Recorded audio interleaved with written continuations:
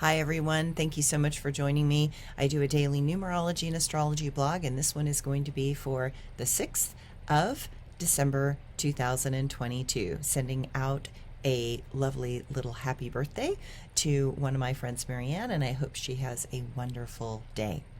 If you add all those numbers together, you get the number 15, and if you add the 1 and the 5 together, you get the number 6.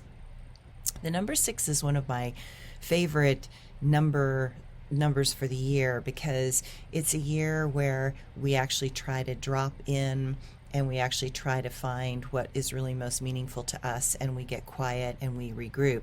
Oftentimes when you are in a number 6 year, meaning from your birthday this year until your birthday next year, you're in a 6 year, it's called a Hermit Year, and it makes you kind of want to just stop, drop in, regroup, not really worry about the external world, actually really drop in and say, hey, what if I only have a little bit of time left? Is this it? Maybe I want to do something else. Maybe I want to change. Maybe I want to do something more. And then start to look at what are the steps that are necessary in order to get there. But when we're in a number 6 day, which is what we are in today, it reminds us that we are always one with the infinite. That spark of divinity within constantly connects us to those realms that our conscious mind forgets and our ego believes are made up. This number is the Star of David, those two overlapping triangles that are the symbol of the masculine and the feminine combined. We are earth and light. We are both physical and spiritual. We are that bridge between the light and the dark, heaven and earth. This is the number that compels us to reach into something that is just beyond our awareness.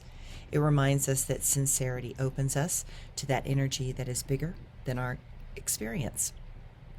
There are moments when we need help and when we ask from an authentic place, which is void of ego and attachment, then the divine will respond. This number reminds us that there is not one way to pray.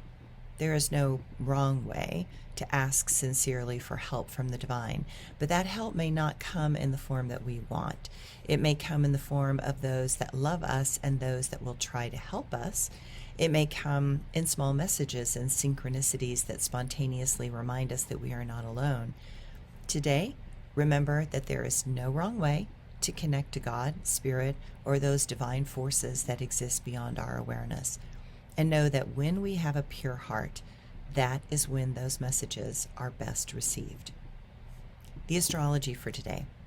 The moon will be in Taurus, coloring our day to want more of those things that are familiar and comforting to our current needs. Sometimes we just want to connect to those that have known us for a very long time. It is those people that we trust to give us the truth and an honest assessment of what we are doing, and perhaps give insight as to what will come next. Mid-afternoon, the moon will shift into the gregarious sign of Gemini, and from that point on, expect to have a lot of communication with others in social settings. Know that others will want to share stories and exchange memories from the past over the next few days. While for some, this can be taxing, know that for others, it is what they need to feel complete. And after all, we are coming into the end of the year. Mercury shifts out of Sagittarius and it goes into the more serious and determined sign of Capricorn. It will stay there until the 11th of February, and then the next Mercury retrograde coming up will also be in Capricorn. The mood moves towards a more systematic way of dealing with stuff. Certain things close to the chest. Keep certain things close to the chest and safe. Know that it is time to move in a more mature and sober way. At least our focus improves, and it seems as if we are less scattered. Logic seems to be favored over emotional expressions. We are direct and to the point in our engagements with others. For some, this may come across in a harsh manner, but know that while we are heading into winter and the tone of life becomes more harsh, brittle, and intense, remember that things that refuse to bend will then often have to break. Best to bend, and notice those thoughts that become dogmatic, rigid, or self-important. Thanks, everyone.